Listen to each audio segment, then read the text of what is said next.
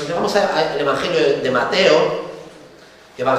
Mateo, capítulo 2. Evangelio de Mateo, capítulo 2, versículos del 1 al 12. Evangelio de Mateo, capítulo 2, versículos del 1 al 12. Cuando Jesús nació en Belén, de Judea, en días del rey Herodes, vinieron de oriente a Jerusalén unos magos, diciendo: ¿dónde está el rey de los judíos que ha nacido? Porque su estrella hemos visto en el oriente, y venimos a adorarle. Oyendo esto, el rey Herodes se turbó, y toda Jerusalén con él, y convocados todos los principales sacerdotes y los escribas del pueblo, les preguntó dónde había de nacer el Cristo. Ellos le dijeron: en Belén, de Judea, porque así está escrito por el profeta: y tú, Belén, de la tierra de Judá, no eres la más pequeña entre los príncipes de Judá, porque de ti saldrá un guiador que apacentará a mi pueblo Israel. Entonces Herodes, llamando en secreto a los magos, indagó de ellos diligentemente el tiempo de la aparición de la estrella. Y enviándolos a Belén dijo: id allá y averiguad con diligencia acerca del niño, y cuando le halléis, hacedmelo saber, para que yo también vaya y le adore. Ellos, habiendo ido al rey, se fueron, y aquí la estrella que habían visto en el oriente iba delante de ellos, hasta que llegando se detuvo sobre donde estaba el niño. Y al ver la estrella se regocijaron con muy grande gozo. Y al entrar en la casa vieron al niño con su madre María, y postrándose lo adoraron, y abrieron sus tesoros, y le ofrecieron presentes: oro, incienso y mirra. Pero siendo avisados por revelación en sueños que no volviesen a Herodes, regresaron a su tierra por otro camino. Lo más sorprendente del Evangelio, y lo más sorprendente del cristianismo, sin duda alguna, es que este rey de los cielos, este rey, ¿verdad?, inigualable, incomparable, Dios hecho hombre, nace en un lugar tan humilde como este, ¿verdad?, en un pesebre, rodeado solamente por animales, sobre paja, con sus padres allí, en medio de la noche. Y vemos que los únicos que le adoran en esa noche, por los demás evangelios, son los ángeles del cielo. No podía ser de otra cosa, no podía ser de otra forma. Los ángeles del cielo adoran a ese recién nacido, porque saben muy bien quién es el que nace en ese humilde lugar. Y también los pastores, que, como muchas veces hemos dicho, la iglesia era el último, el escalafón más bajo de la sociedad de aquellos tiempos, ¿no? Un pastor era nadie, menos que nadie, ¿verdad? En cambio, Dios permite que le adoren sus ángeles y que le adoren esos pastores.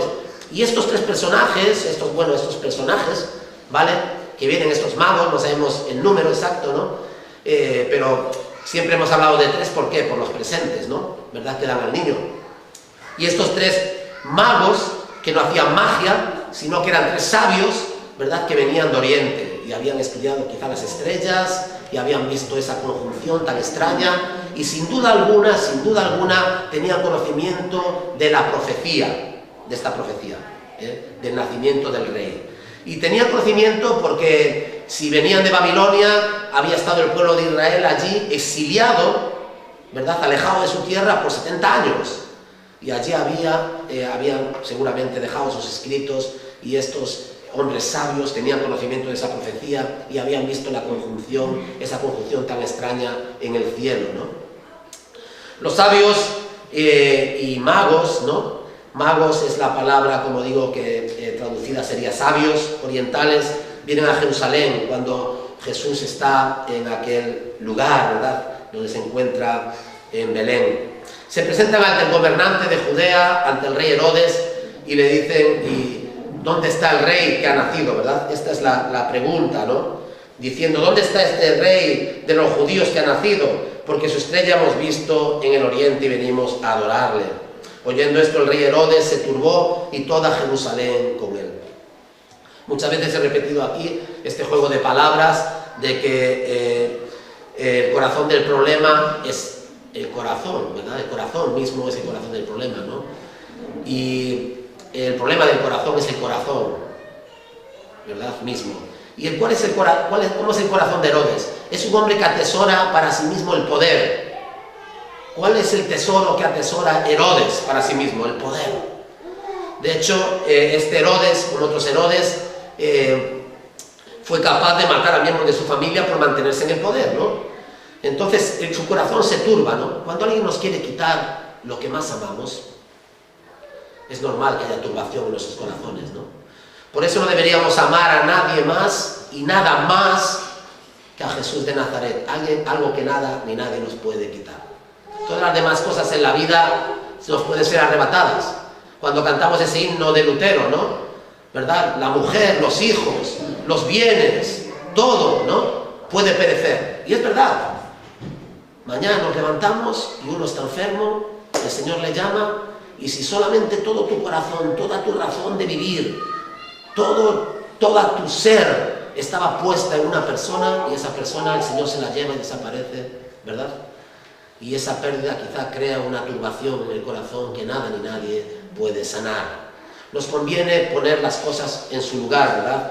La Biblia nos dice que allí donde el hombre tiene su corazón, tiene su tesoro. Hoy, y que nadie nos toque nuestro tesoro. Que nadie nos toque nuestro tesoro. Y si alguien quiere tocarlo, o si alguien nos lo arrebata, eso es el fin de todo, ¿verdad? Y a este hombre le quieren, parece que con la venida, que el nacimiento del rey pone en jaque su reinado, su privilegio, su poder, su posición, ¿no? Y todos tenemos algo en nuestro corazón, siempre hay algo en nuestro corazón que compite con el Señor. Y el Señor de nuevo nos recuerda, ¿verdad? Que no amemos más las cosas que al dador de las cosas. Que pongamos siempre nuestra vida en primer lugar al Señor. Él tiene que ser el rey de nuestro corazón. Y nadie nos puede arrebatar a Jesús de nuestro corazón. Él va a estar siempre ahí. Es inamovible. Si confías en el Jesús y tienes a Jesús como lo primero en tu corazón, nada en este mundo te turbará lo suficiente para arrebatarte la paz. Pero en cambio, si en tu corazón hay otras cosas, y cuando alguien venga o alguna circunstancia venga a arrebatártelas, es normal que haya turbación. Este hombre se siente turbado, atribulado, y con él Jerusalén y todos los que vivían de Herodes, la corte y todos los que comían al plato y en la mesa de Herodes. ¿Qué va a ser de nosotros ahora que ha llegado el rey? Se nos ha acabado el tiempo de nuestro bienestar, de nuestra influencia, ¿verdad? Así son los corazones de los hombres. Ponemos nuestra confianza en algo y cuando eso se nos es arrebatado o está en peligro de ser arrebatado, hay una gran turbación en nuestros corazones, ¿no? Lo que delata que nuestro corazón, el tesoro de nuestro corazón, ¿verdad? Nos dice que Herodes está perturbado y la historia nos dice que este hombre no es un hombre que fácilmente se perturbase, ¿no? Que su corazón fuese perturbado, porque este hombre mató a muchos miembros de su corte, de su propia familia, para asegurarse de no perder su poder absoluto. Cuando escuchó el informe de los sabios, consultó a los eruditos de la palabra, que le dijeron que el nacimiento del Mesías había sido efectivamente profetizado y en Belén. Entonces estaba escrito, y ahora los cielos y las señales en los cielos apuntaban a ese nacimiento. Era el momento, había llegado. Ese Mesías, ese rey, había nacido, había sido profetizado y ahora tenía lugar, su nacimiento había nacido ya en Belén, ¿verdad? Hace un tiempo. Entonces, dice Herodes, miente, ¿no? Miente a estos magos, a estos sabios de Oriente, y decirle, id allí, descubrid dónde está, para que vaya yo también y le adore. Fijaros, cuando abrigaba efectivamente en ese corazón, que era un corazón lleno de tinieblas, abrigaba deseos homicidas contra ese niño, ¿verdad? Lo sabemos, porque sabemos que no cabía en su corazón, ¿no? ¿Verdad? El deseo de matar al rey que había sido prometido, aquel que podía hacerle sombra. Los sabios finalmente encuentran a Jesús, pero entonces, advertidos por Dios en un sueño, se fueron a casa sin decir nada a Herodes. Fijaros, no lo encontraron, lo adoraron, le dieron los presentes, pero después no volvieron a Herodes para decirle, hemos encontrado al niño, ciertamente está allí, le hemos visto con nuestros ojos, sino que Dios en sueños les advirtió y les dijo, no, volveros, no vayáis a ver al rey. Si el rey mataba a todos los niños menores de 2 años en Belén, como hizo después, ¿verdad? Vemos después esa matanza que hoy celebramos en el Día de los Inocentes. También tenemos un día para esa matanza que se ha convertido en un día para celebrar bromas. Pero el Día de los Inocentes en nuestra tradición cristiana era el día que celebraba, no, porque no se puede celebrar eso, ¿no? Pero que recordaba la muerte de los inocentes. Y fijaros cómo nuestra cultura ha convertido ese día que recordaba la matanza de los inocentes en un día para hacer bromas, para gastar bromas, ¿no? Es increíble, ¿no? Es increíble cómo le damos la vuelta a las cosas sagradas, las desacralizamos y las convertimos en cosas banales, ¿verdad? En eventos banales, en eventos que no tienen mayor repercusión, ¿verdad? Que podemos incluso gastar bromas. Si el rey mataba a todos los niños menores de 2 años en Belén, en esa aldea, solo para asegurarse de que había sido eliminado el supuesto gobernante, el supuesto rey que había de venir, ¿no? Entonces fijaros qué orden terrible, ¿no? La de enviar a sus soldados, esto pasa después, ¿no? Inmediatamente después, en el Evangelio de Mateo, donde envía a sus soldados para que vayan a Belén y maten a todos los niños menores de 2 años, ¿vale? En la aldea. Maten a todos los niños menores de 2 años, ¿no? ¿Hasta dónde puede llegar la locura homicida de alguien que ama tanto el poder y la posición, que está dispuesto incluso a matar a infantes, a bebés, para mantenerse en el poder? La locura del poder, ¿no? ¿Verdad? La locura de los ídolos. Como alguien puede amar algo tanto y no amar a las personas que le rodean, ¿no? Jesús también habría sido víctima de esa limpieza, de ese genocidio infantil, ¿no? En Belén, ¿no? Y calculando el tamaño de la aldea, podemos pensar que podría haber allí entre unos 20 y 30 niños, de entre 0 a 2 años. Entre 0 a 2 años, 20 o 30 niños que pierden la vida en aquella aldea. Esto no es una historia, no es una historia infantil.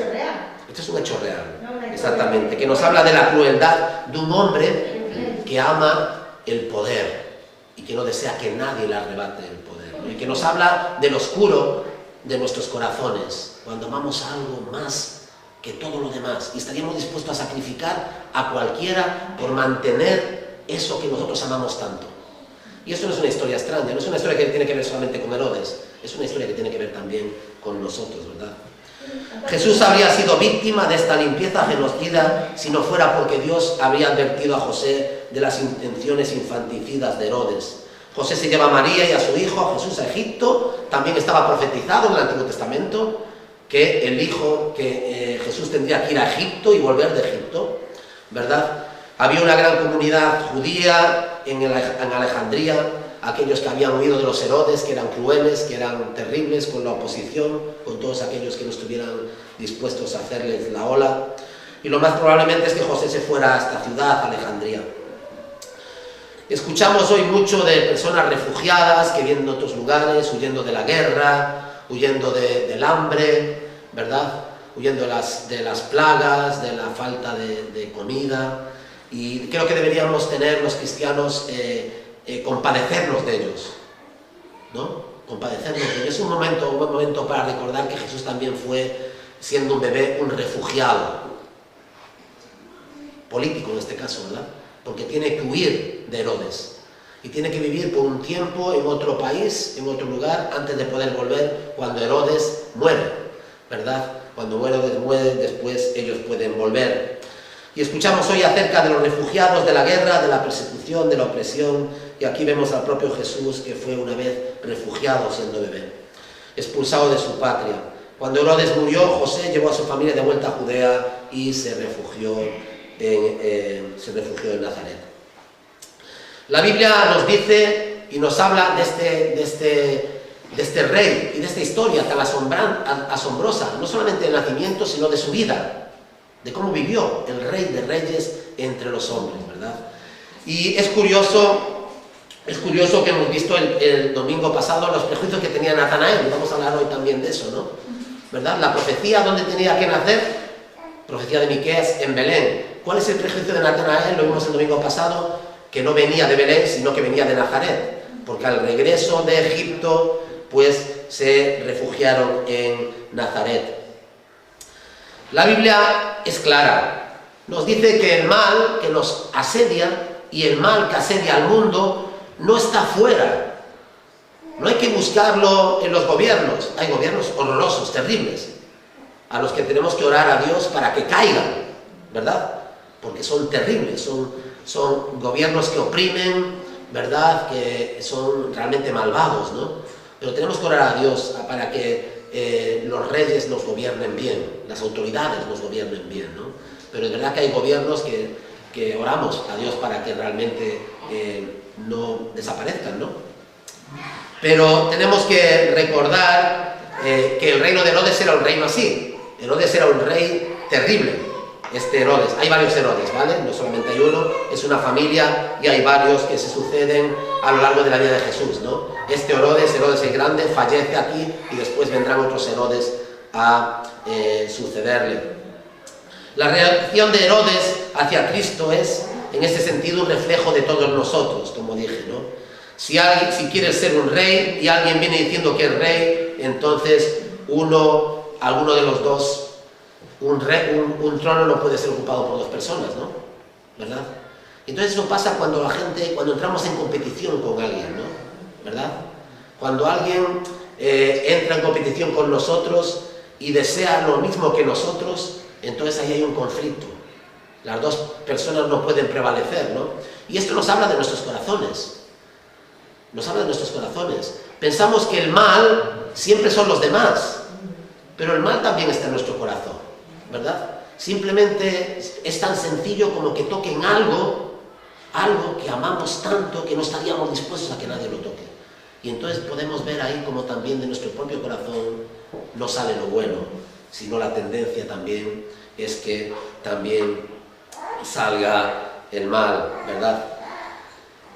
Lo que vemos en Jesús es que está dispuesto a ceder el reino y a ceder la gloria y a ceder el poder. No viene a buscar gloria, Jesús de Nazaret, no viene a buscar el poder, no quiere sentarse en el trono, cede todos esos derechos. Él es el Cordero de Dios que viene a quitar el pecado del mundo, ¿verdad? No venía a buscar poder, ni influencia, ni gloria. No venía a nacer entre las sábanas de seda, en un palacio real donde los pajes y los nobles le adorasen, sino que vino a enseñarnos humildad.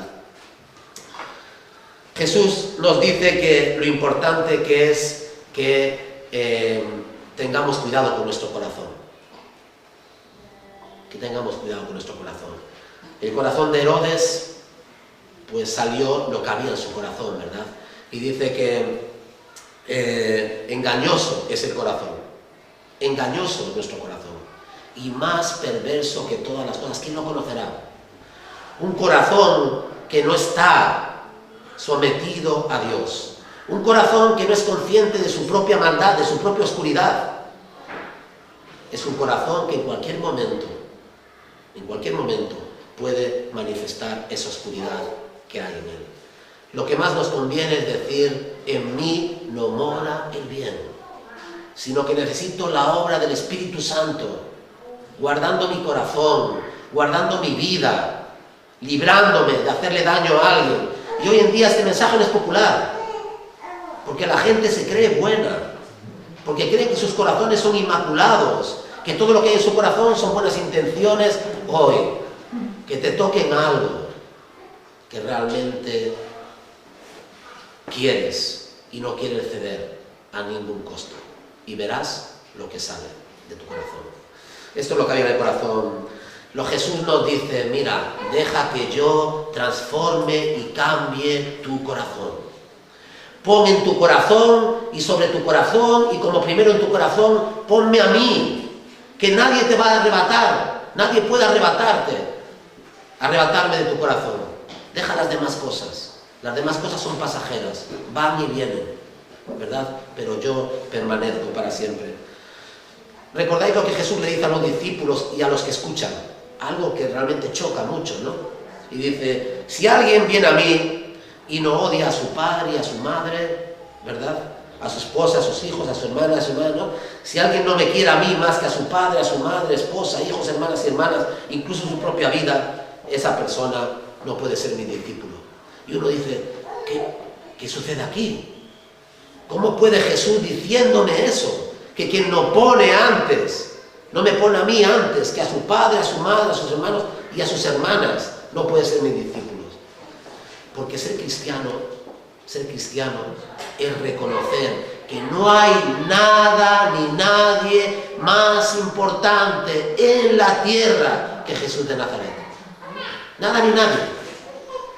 Tienes un marido al cual amas y te ama. Gloria a Dios, es una bendición.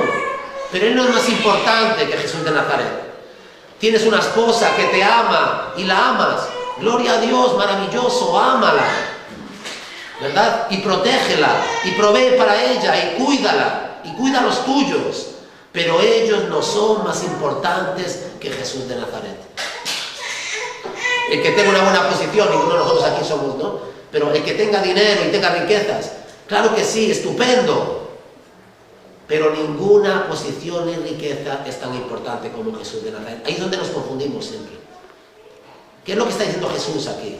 No está diciendo que rompamos con los que amemos, con los que amamos. No estaba diciendo que rompamos con nuestras esposas, con nuestros esposos o con nuestros hijos, que no amemos nuestras familias. No. Lo que está diciendo es que yo soy el primero. Yo tengo que ser el primero. Y así es el cristianismo de radical. Y así es de radical el rechazo de la gente. Porque la gente ama a todos y todas las cosas más que a Jesús de Nazaret. Jesús es bueno para colgar, ¿no?, la pancarta del balcón y que todo el mundo vea qué bonito Jesús allí, ¿verdad? Para llevar, para traer, para usar. Ahora le amo porque estoy bien, mañana Jesús es rey y Jesús quiere ser rey de nuestras vidas, ¿no? Por lo tanto, ese versículo no es un mandato literalmente a que rechacemos a nuestras familias, al contrario. Quien ama al Señor con todo su corazón, quien es consciente de la oscuridad que hay en su corazón, ama realmente a sus familias como hay que amarlas.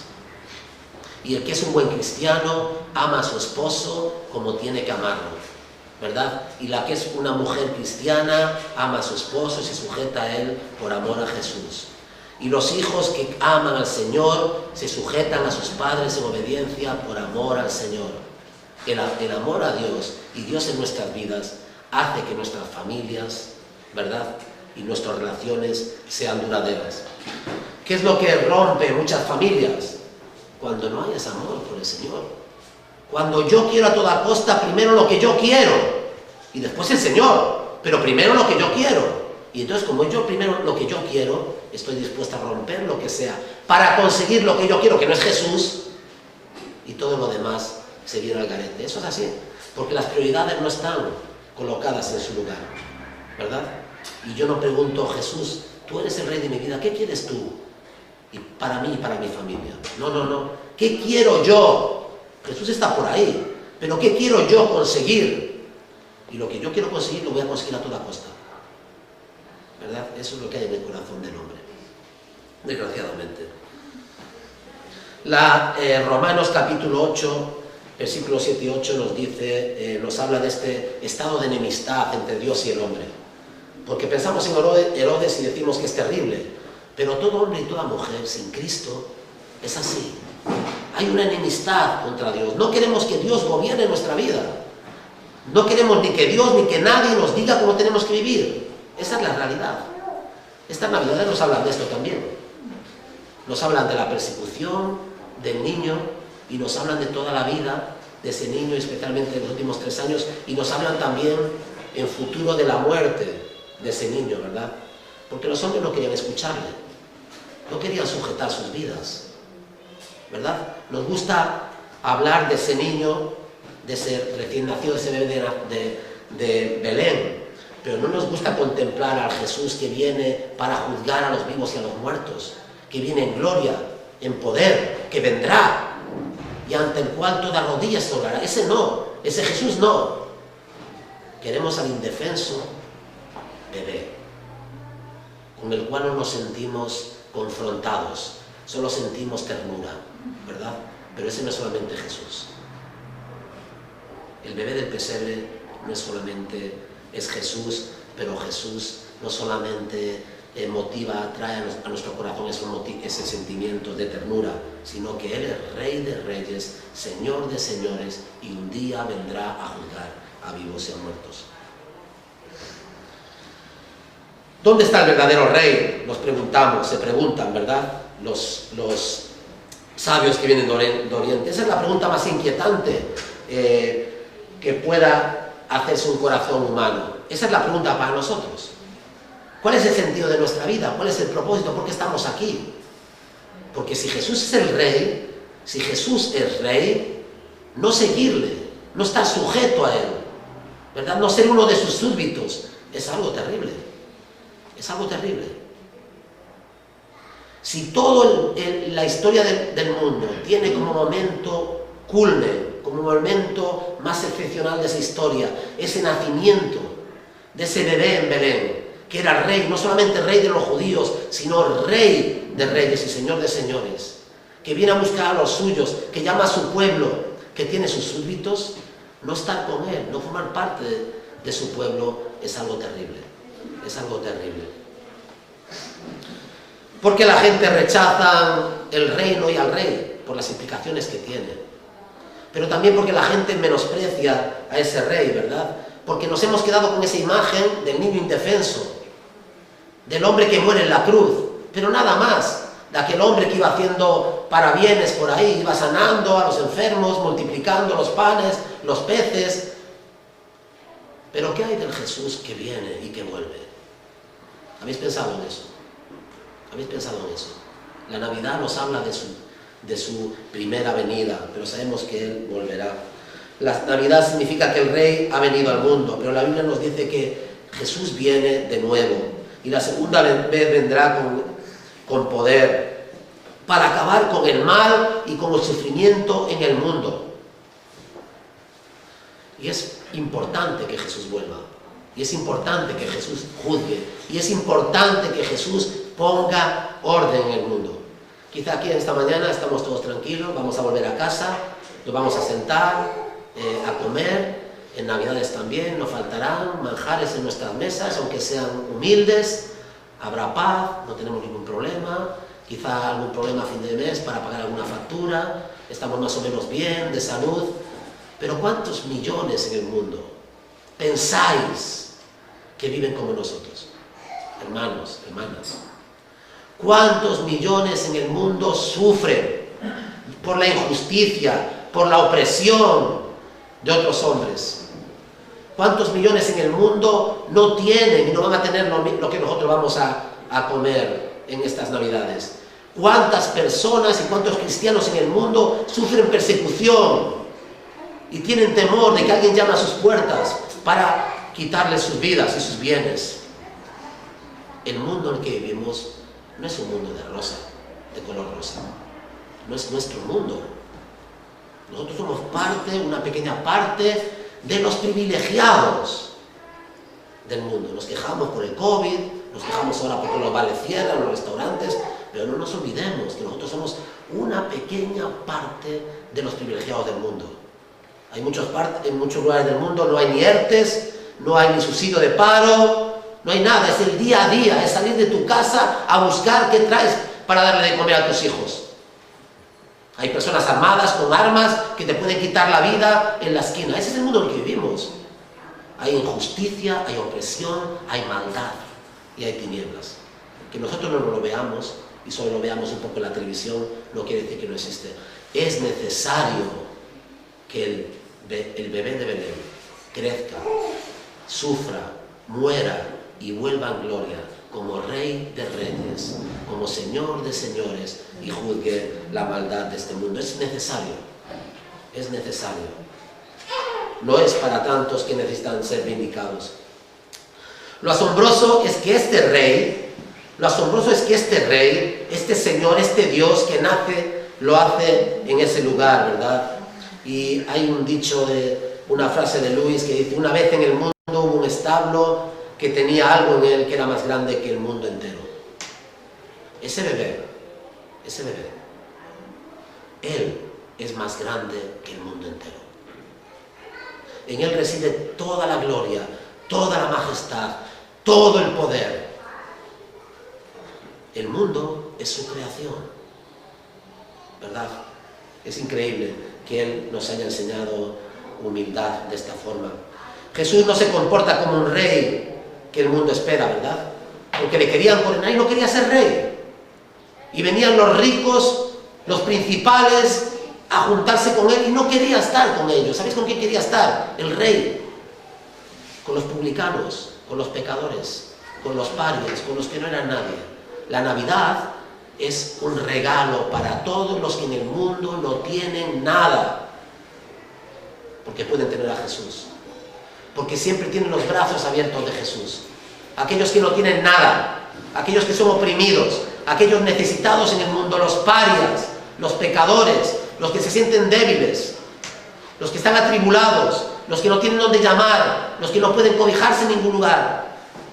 Todos esos son bienvenidos a la mesa y a los pies del Salvador. Jesús no se comporta como un rey como tenemos en mente, ¿verdad?, que un rey debería comportarse. No tenía ninguna credencial académica, no tenía ningún estatus social. Cuando Jesús trajo a la familia de vuelta, se estableció en un lugar tan remoto como Nazaret, ¿verdad? Podría haber ido a Jerusalén, podría haber ido a Roma, a otro lugar, pero nace en un lugar remoto y pasa desapercibido 30 años. 30 años en el anonimato. Ese bebé, ese rey de reyes, señor de señores, 30 años en el anonimato, trabajando con sus manos, siendo una persona más. Y los 3 últimos años de su vida haciendo el bien, sanando, ¿verdad?, a los enfermos, cerca de los que lo necesitan. 3 años. ¿Para qué? Para ser coronado, para ser entronizado, para ser aclamado, glorificado. No, para morir en una cruz. Para morir en una cruz. Qué historia más asombrosa. Qué historia más asombrosa. Qué Dios y qué Salvador tan grande, tan maravilloso. ¿Cuánto le debemos? ¿Cómo tendrían que ser nuestras vidas? En adoración, en servicio a Él, en consagración a su persona. ¿Verdad? Es algo maravilloso. Pero el mundo siempre ha despreciado a personas que sus apariencias no reflejan lo que son.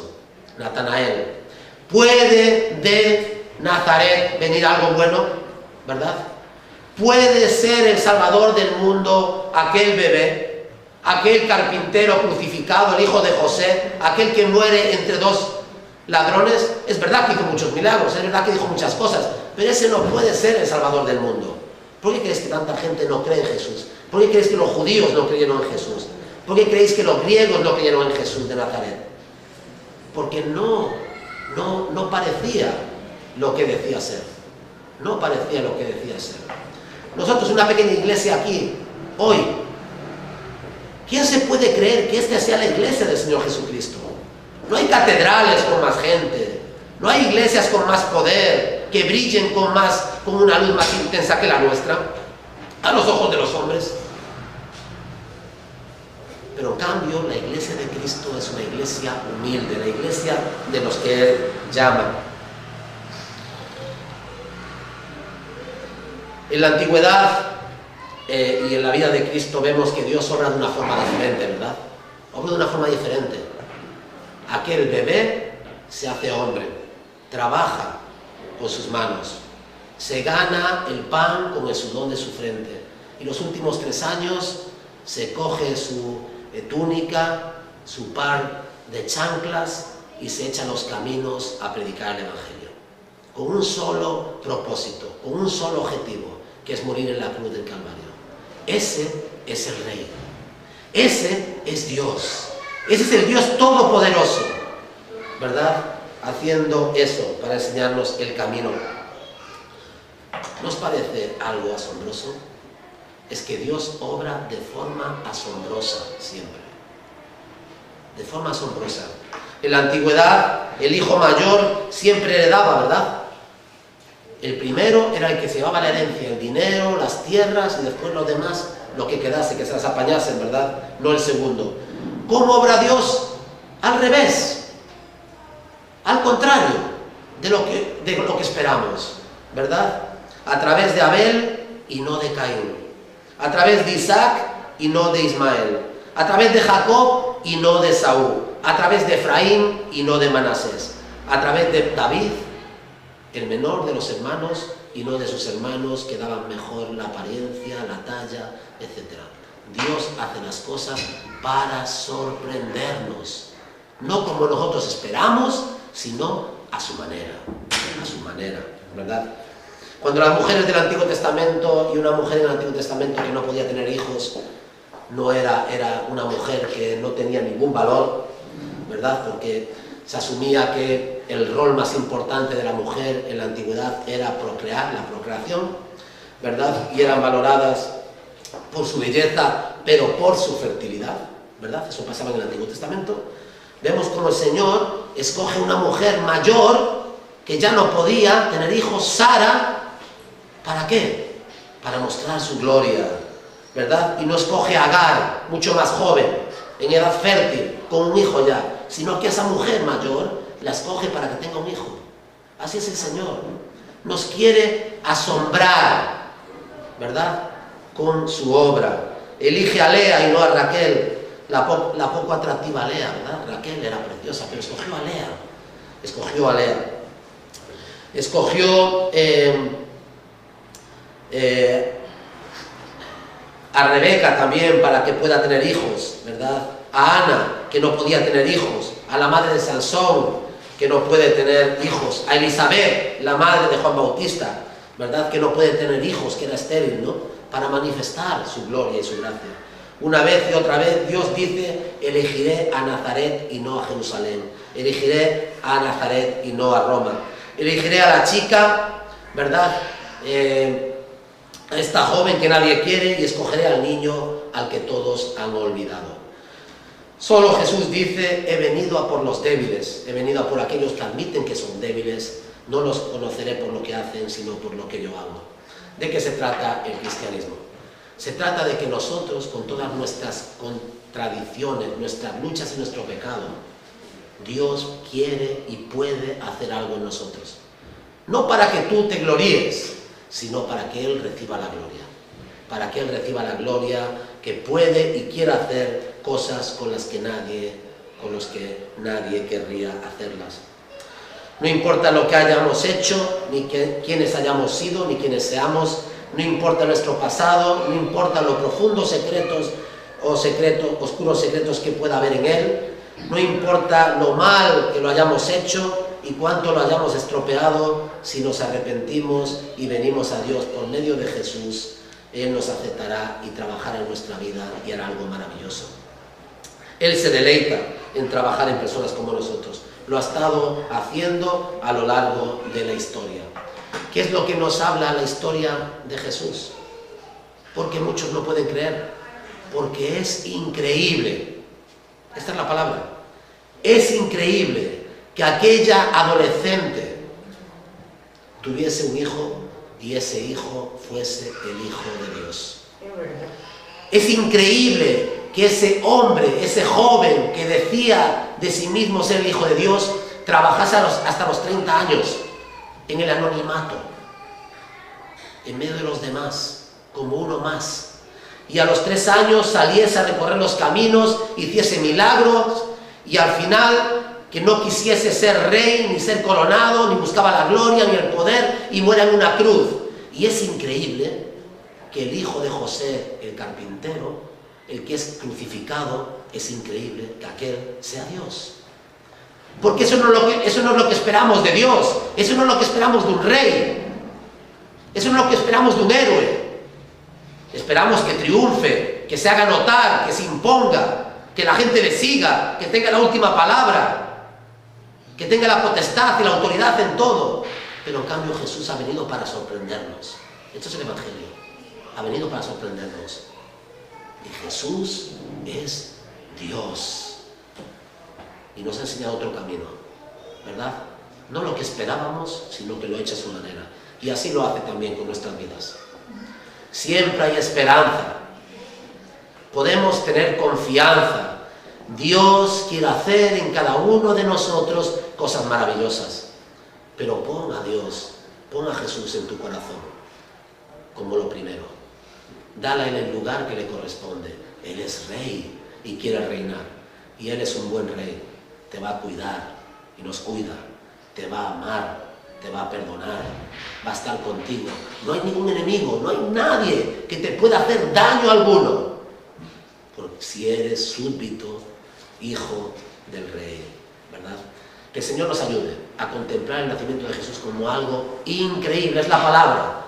No se puede creer. Ni tú ni yo lo creeríamos si no hubiera sido por la fe que el Señor nos ha dado.